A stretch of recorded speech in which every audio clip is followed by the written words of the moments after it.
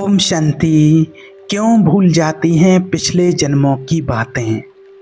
मृत्यु के बाद आत्मा अपने पिछले जन्मों की यादों के साथ अगला जन्म क्यों नहीं लेती है? यादों को भूलने की व्यवस्था प्रकृति ने क्यों की है?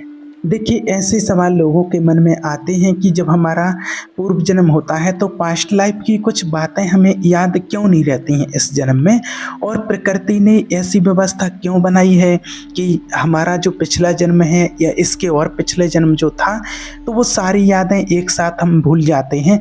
ऐसा क्यों होता है? मृत्यु के बाद आत्मा को क्यों याद नहीं रहता है? उसने पिछले जन्म की यादों के साथ जन्म क्यों नहीं लेती है आत्मा? देखिए, आज ऐसे बहुत लोग होते हैं जब पास्ट लाइफ के बारे में बात करते हैं तो कई लोग ये भी कहते हैं कि क्या आप मुझे बता सकते हैं कि मैं पास्ट लाइफ में पूर्व जन्म में मैं क्या था। तो देखिए, एक चीज़ आपको ये बता दें कि अगर आपको बता भी दिया, किसी को भी बता दिया कि आप पिछले जन्म में ये थे, तो उससे आपके लिए क्या उपलब्धि होगी? मान कर चलो, आज अगर किसी को बता दिया जाए, आपको बता दिया कि तुम इस देश के राजा थे पिछले जन्म में, अब आप वहाँ जाकर कहोगे कि मैं इस देश का राजा था, तो आप पागल खाने में डाल दी जाओगे, है ना। आपकी बात को कोई सुनेगा, कोई मानेगा?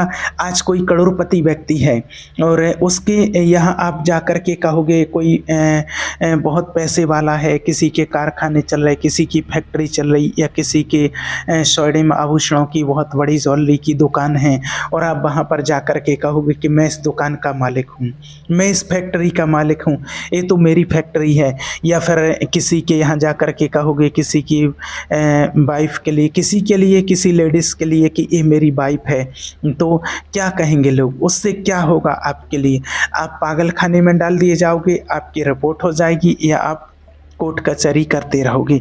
और क्या मिलेगा आपको इसके अलावा? क्योंकि ऐसे तो बहुत लोग कहते हैं, कोई भी कह देगा कि मैं यहाँ का राजा हूँ, मैं इसका मालिक हूँ, और जो अगर गलत तरीके से, इस तरीके से आज कह भी देते हैं तो उनका क्या हो रहा है दुनिया में, वो भी देख रहे हैं। तो आप ये बात बताइए कि इस चीज़ से आपको उपलब्धि क्या होगी अगर आपको याद रहे या आपको बता दिया जाए?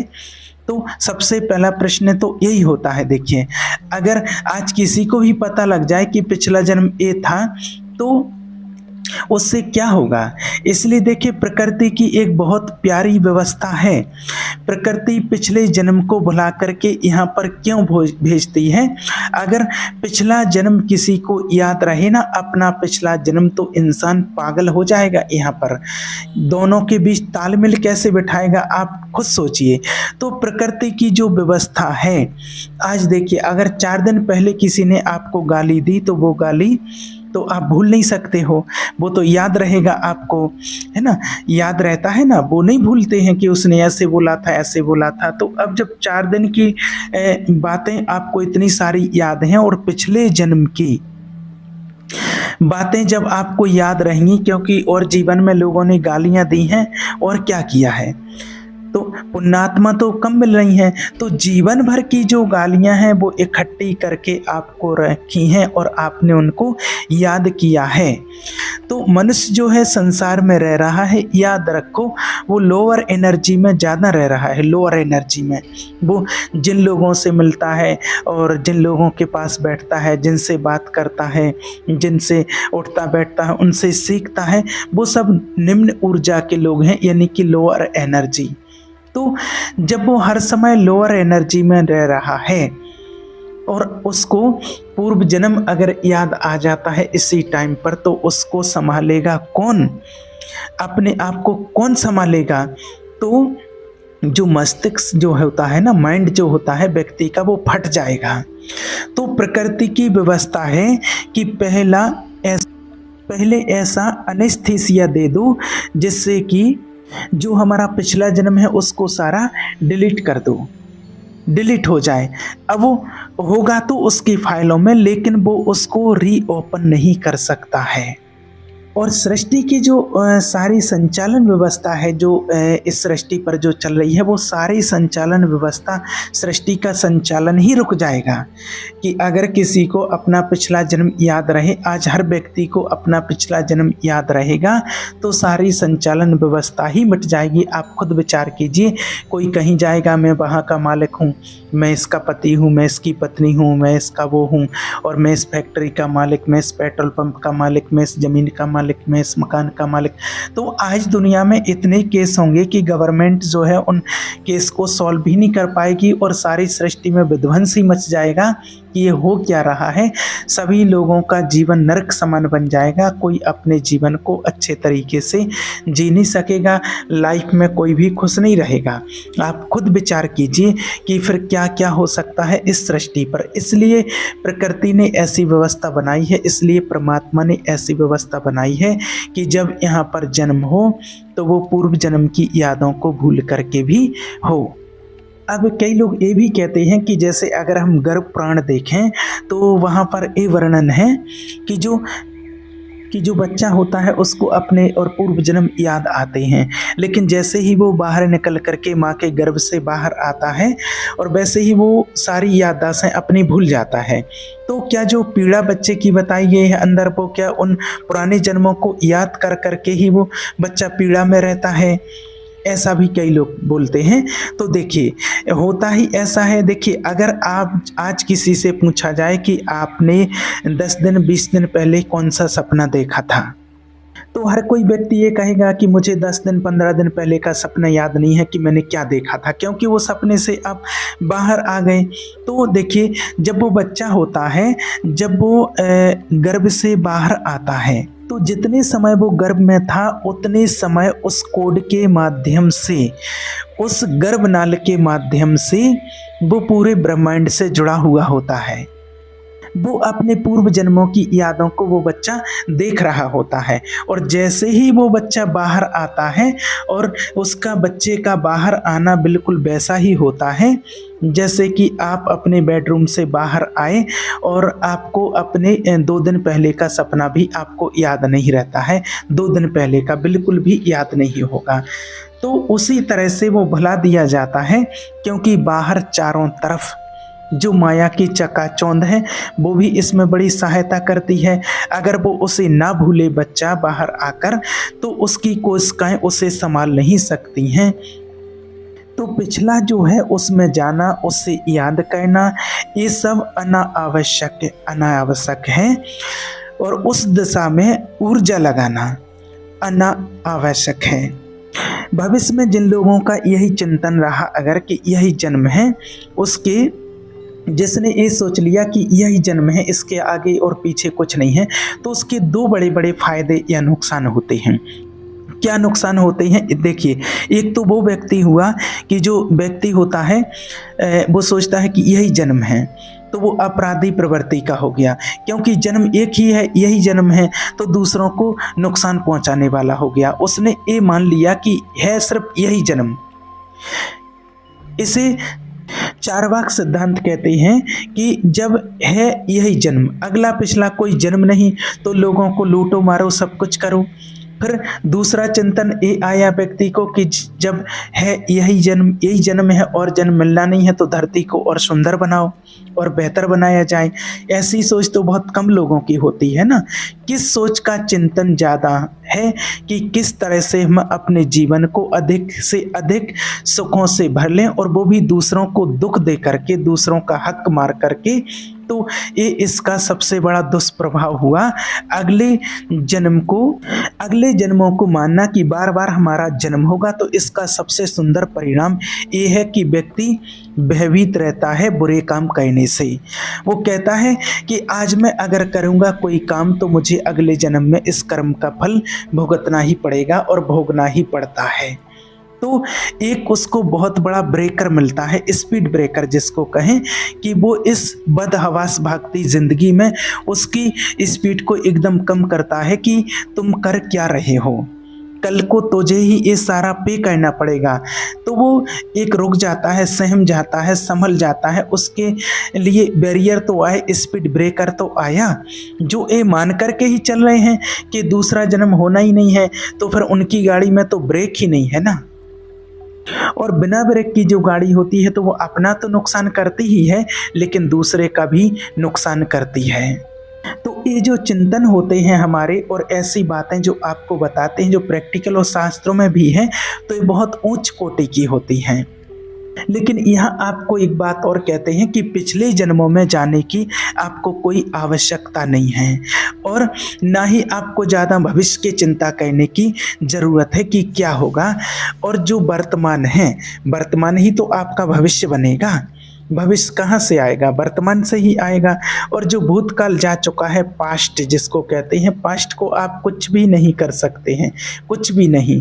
भविष्य के लिए आप कर सकते हैं वर्तमान में रह करके।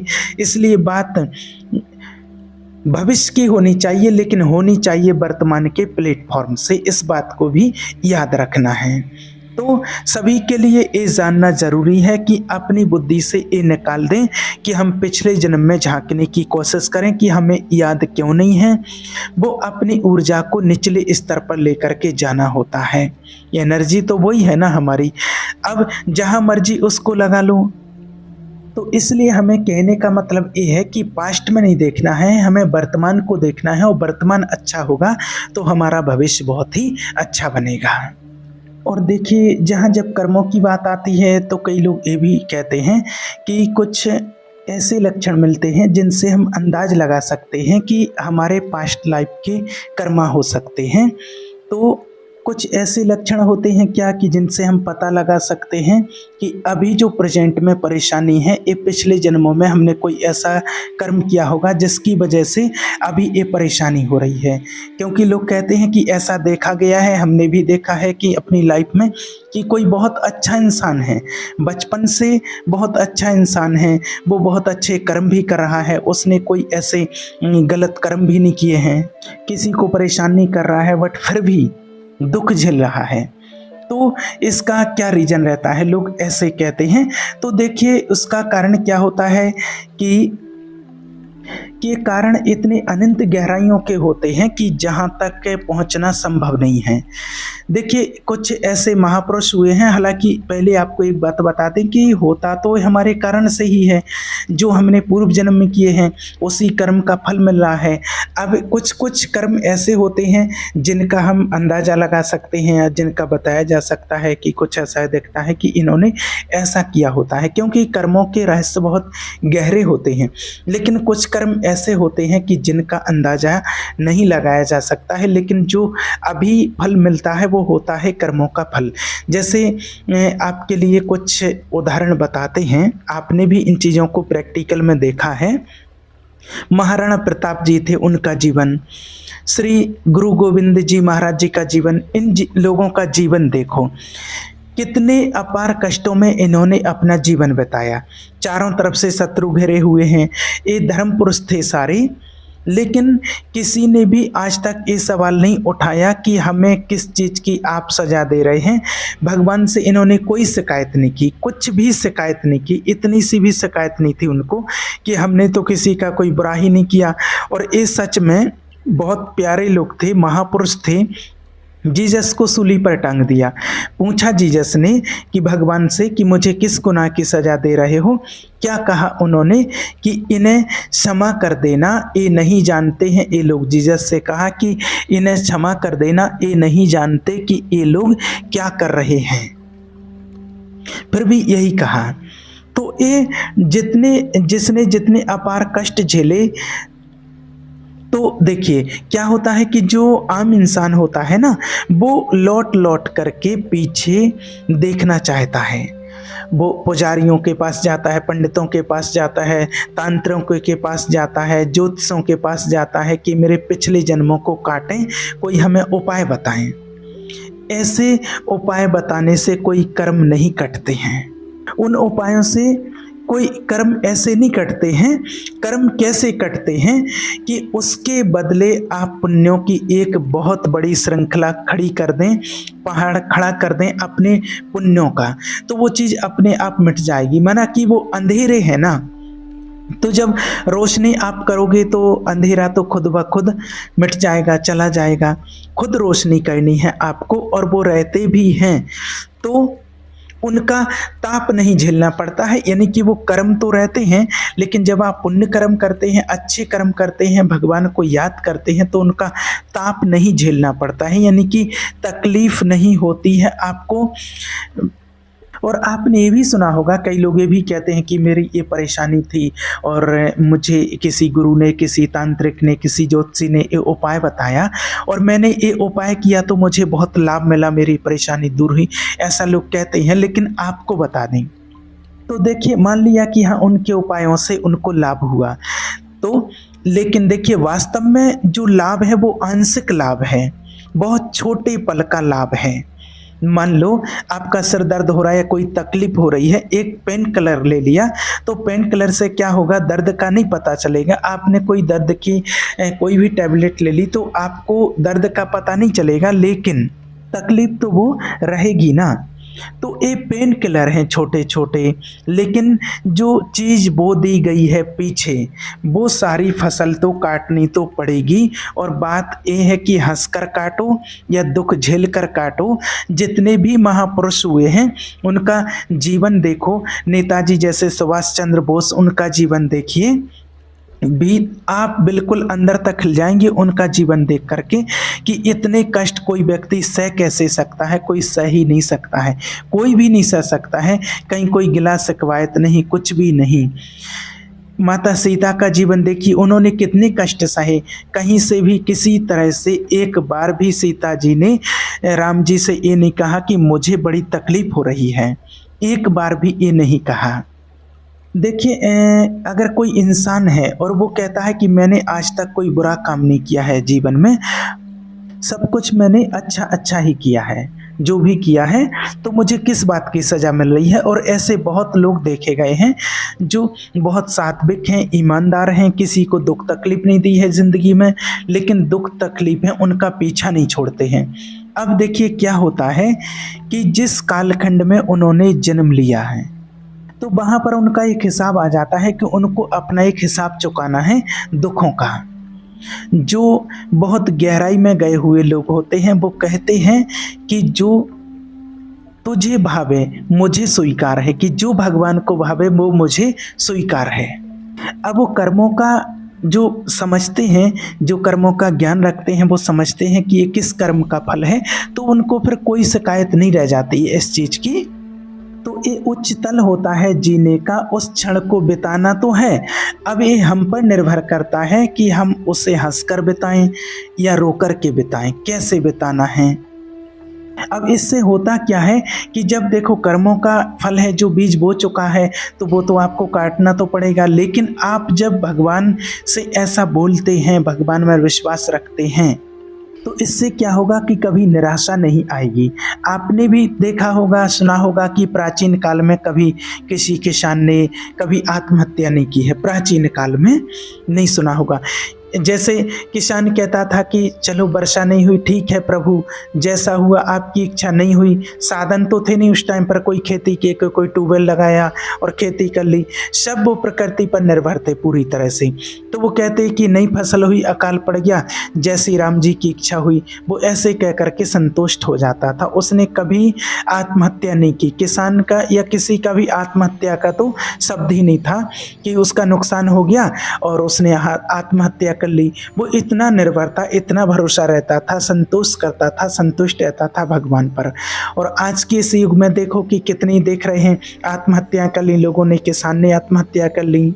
वो पूरी तरह से इतना प्रकृति पर निर्भर रहता था किसान। वो ये मानता था कि ये खेती सिर्फ मेरी है, लेकिन इसकी रखवाली करने वाला कोई और है, सब कुछ वो ही करता है। तो वो चिंतन जो था वो एक बड़ा उच्च कोटि का चिंतन था उस किसान का जो रहता था।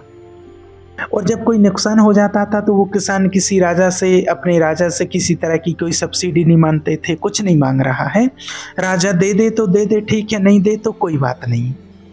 इसलिए देखिए, जो कुछ भी मिलता है वो हमारे कर्मों का ही फल मिलता है, हमें अपने कर्मों के अनुसार ही मिलता है। इसलिए आपको कभी इन चीज़ों से परेशान नहीं होना चाहिए, बस भविष्य की चिंता करना है, लेकिन वर्तमान का जो प्लेटफॉर्म है उस पर रह कर के आपको अच्छे कर्म करना है, तो आपका भविष्य अच्छा बनेगा। तो आप समझ चुके होंगे इस चीज़ से कि हमें क्यों पूर्व जन्म की याददाश्त नहीं रहती है, और हम जो जन्म लेने के लिए आते हैं तो पूर्व जन्मों की यादों के साथ हम जन्म क्यों नहीं लेते हैं, क्योंकि इससे सारी सृष्टि का संचालन ही रुक जाएगा। अगर और कोई भी बात हो, आपको समझ नहीं आता है, तो आप कमेंट बॉक्स में बताइए, या फिर व्हाट्सएप पर कॉल मैसेज करके भी आप पूछ सकते हैं। ठीक है। ओम शांति।